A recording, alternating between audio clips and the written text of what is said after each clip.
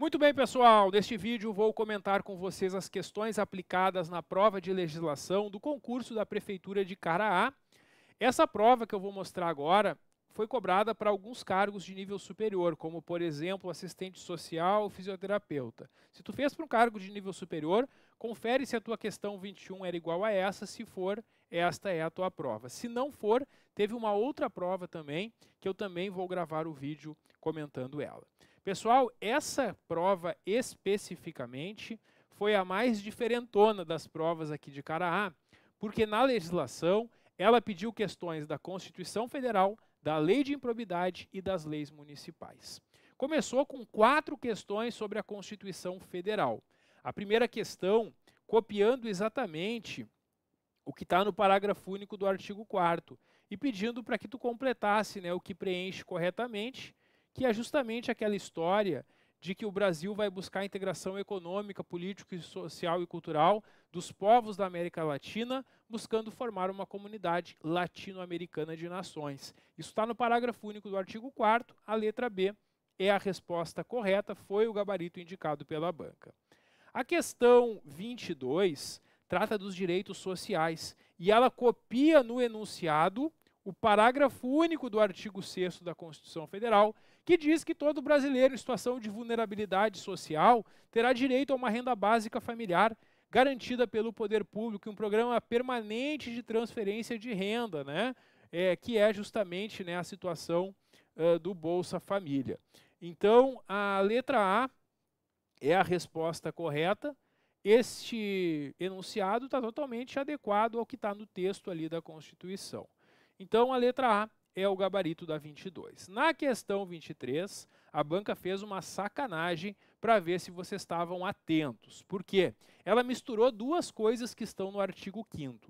O artigo 5º é aquele artigo enorme da Constituição Federal, com muitos incisos. E nós temos lá o inciso 46, que vai dizer algumas penas que podem ser aplicadas aqui no Brasil mediante regulação em lei. No inciso seguinte, diz as penas que não podem existir no Brasil. E a banca, nessa questão, misturou elas. Olha só, ela começa no enunciado dizendo que a suspensão ou interdição de direitos, a prestação social alternativa e a perda de bens são algumas penas que devem ser regularizadas por lei. E é exatamente o que está aqui neste inciso. Mas aí ela pergunta, quantos dos seguintes itens apresentam outras dessas penas que podem existir no Brasil mediante lei? E aí, ela colocou nas alternativas aquelas penas que são proibidas no Brasil.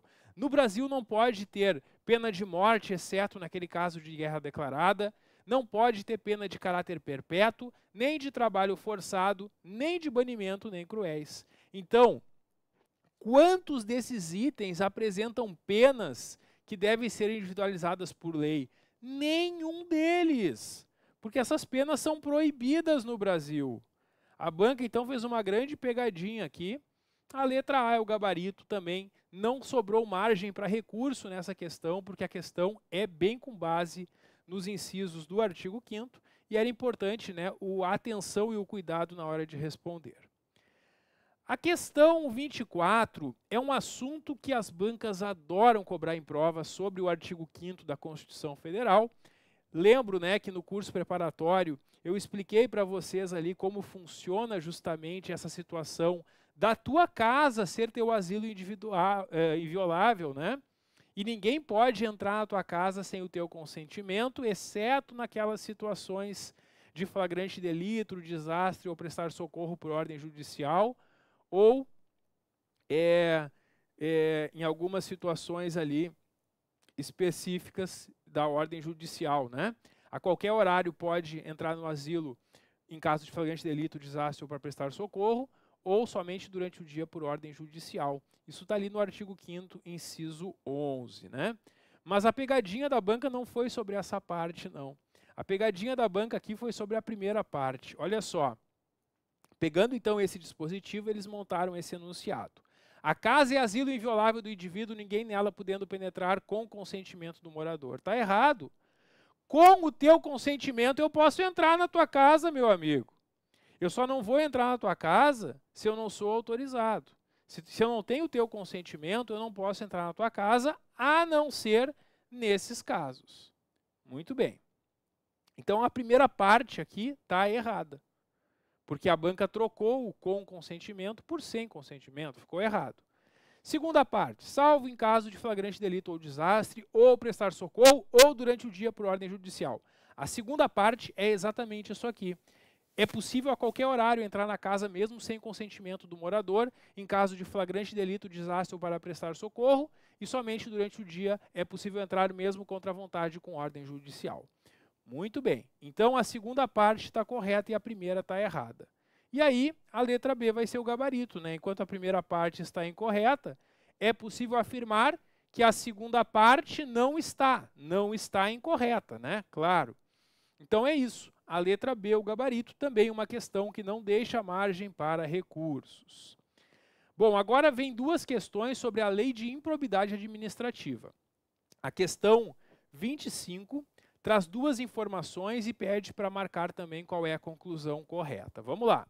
Primeira parte. Configura improbidade a ação ou omissão decorrente de divergência interpretativa de lei. Isso está errado, porque o parágrafo 8º do artigo 1º da lei diz que não configura improbidade essa ação ou omissão em razão de uma divergência interpretativa. Então, aquele configura da primeira parte está errado. Aí a segunda parte diz, mesmo que não venha a ser posteriormente prevalecente em decisões de controle ou dos tribunais do Poder Judiciário. Essa segunda parte está correta. Então, a primeira estava errada e a segunda correta. A letra D é o gabarito. Ó. Enquanto a primeira parte não está correta, tem-se que a segunda parte está correta, né? Letra D, o gabarito na questão 25. Então, uma questão que foi formulada com base no parágrafo 8º do artigo 1º ali da Lei de Improbidade Administrativa. Questão 26. Seja um servidor público que revelou ou permitiu que chegasse ao conhecimento de terceiro antes da divulgação oficial teor de medida política ou econômica capaz de afetar o preço de mercadoria, bem ou serviço. Esse ato pode ser considerado como ele é um ato de improbidade, né? Então a letra A e a letra D a gente já vai descaracterizar. É um ato de improbidade este. E nos atos de improbidade existe uma classificação, né? Existem atos de improbidade que causam enriquecimento ilícito, atos de improbidade que causam prejuízo ao erário e atos de improbidade que atentam contra os princípios da administração, que são os que estão no artigo 11. E este é um daqueles que atenta contra os princípios da administração. Ele está previsto no inciso 7 do artigo 11 da Lei de Improbidade. Por isso, a letra C foi o gabarito e está correta, não tem aqui também como recorrer nessa questão. Muito bem, foi isso então que tivemos de legislação federal nessa prova de cara A. Agora, tem duas questões sobre a lei orgânica e outras duas sobre o Estatuto dos Servidores do Município.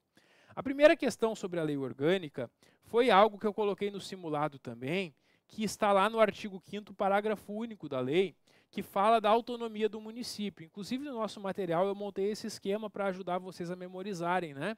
Que a autonomia do município se expressa porque o povo de Caraá elege seus vereadores, prefeito, vice, porque existe uma administração pública própria que cuida do interesse local e porque o município decreta e arrecada os seus tributos, né? E a questão, ela perguntava quais são essas formas, né? Além da eleição, quais são as outras formas? A administração própria, no que respeita ao seu interesse local, essa primeira parte está correta. Estabelecimento de leis municipais que sobrepõem o estabelecido nas leis federais. Isso está incorreto e isso nem poderia acontecer, né? Porque uma lei municipal não pode sobrepor e contrariar uma lei federal. Então aqui, pessoal, a primeira está correta e a segunda está incorreta. Sendo assim, é correto afirmar que apenas a 1 está correta. A letra C é o gabarito nessa questão. Também a questão não deixa margem para recurso, né? Já que a única que estava correta realmente era a primeira, a segunda está errada, com base no parágrafo único do artigo 5º, que apresenta essas formas de expressão da autonomia do município que a gente estudou no comecinho ali da lei. A questão 28 trata sobre competências do município, que estão no artigo 8º. E aí ela diz que o município é competente para conceder e permitir os serviços públicos que lhe sejam concernentes, assim como para organizar-se administrativamente. Pessoal, este enunciado foi elaborado com base em duas competências que estão no artigo 8º. O enunciado juntou a competência do inciso 1 e do inciso 5. E sendo assim, esse enunciado ficou totalmente correto. Então, a letra C é a resposta, que foi o gabarito que a banca indicou. Esse texto está adequado, concordando com a legislação municipal em vigência, porque é exatamente isso que a gente vai encontrar também no texto dos incisos 1 e 5 do artigo 8º. Muito bem, agora as questões 29 e 30 tratam do regime jurídico, que é o Estatuto dos Servidores. A questão 29, uma questão tão fácil que até quem não estudou deve ter acertado. Pessoal, essa questão perguntava qual é o prazo da estabilidade. Vocês que vão passar no concurso, conforme o artigo 21, vão passar por um estágio probatório de 36 meses e passando no probatório vocês adquirem estabilidade. O prazo do probatório, então, é de 36 meses, que seriam mesmo que 3 anos, né? A letra B é o gabarito nessa questão 29, de acordo com o artigo 21 do regime jurídico dos servidores. E a questão 30, ela trata das formas de registrar a frequência dos servidores. O artigo 54 do Estatuto diz que a frequência dos servidores é pelo ponto, e para quem não tiver sujeito ao ponto, o regulamento vai dizer como se faz. Aqui tem 3 situações e a banca pergunta quais, né, ou melhor, quantas são formas de controle de frequência. Declaração escrita autenticada em cartório diariamente, não, isso não existe, a banca inventou. O ponto está certo, conforme o artigo 54, inciso 1. E o terceiro, a banca também inventou. Registro de foto no seu posto de trabalho em rede social. Quer dizer, o jeito moderno de registrar o ponto. Eu chego lá e coloco uma fotinho no Instagram que eu estou trabalhando. Não, isso não vale como controle de frequência. Muito embora tem gente que pensa que vale, né? Porque tem gente que vai na academia todo dia e bota a fotinho que está na academia, como se isso fizesse alguma diferença lá no seu exercício. Mas aqui, para registrar ponto do servidor, aquela fotinho para o Instagram, não é válida não, pessoal. As formas de controlar a frequência é o ponto ou forma determinada em regulamento. Então, quantos itens estão corretos desses 3? Apenas um deles. Letra B, o gabarito, apenas o 2 está correto. Então é isso que nós tínhamos nessa prova. Também aqui nessa prova, nenhuma possibilidade de recursos.